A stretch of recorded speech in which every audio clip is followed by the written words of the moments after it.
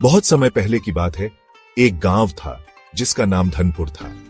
यह गांव बहुत ही समृद्ध था क्योंकि यहाँ के लोग मेहनती और ईमानदार थे। गांव के किनारे एक पुराना मंदिर था जहां सभी गांव वाले पूजा करने जाते थे। कहा जाता था कि इस मंदिर में सत्य और धर्म की शक्ति बसती है।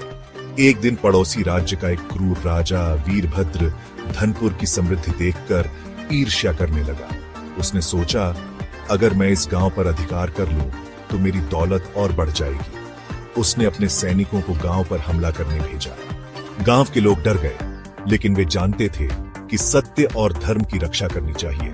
गांव के सबसे बुजुर्ग व्यक्ति पंडित रामदास ने सबको समझाया, हम अपनी ईमानदारी और एकता से इस संकट का सामना करेंगे।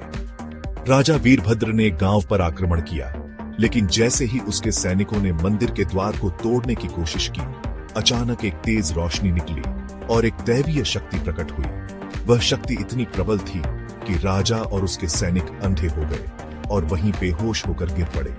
जब राजा को होश आया तो उसने अपनी गलती स्वीकार की और गांव वालों से माफी मांगी। उसने वचन दिया कि वह अब कभी किसी निर्दोष व्यक्ति पर अत्याचार नहीं करेगा।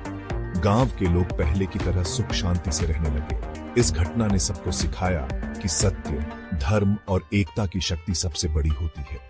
अगर मनुष्य सच्चाई के मार्ग पर चले तो कोई भी संकट उसका कुछ नहीं बिगाड़ सकता। सत्य की हमेशा जीत होती है।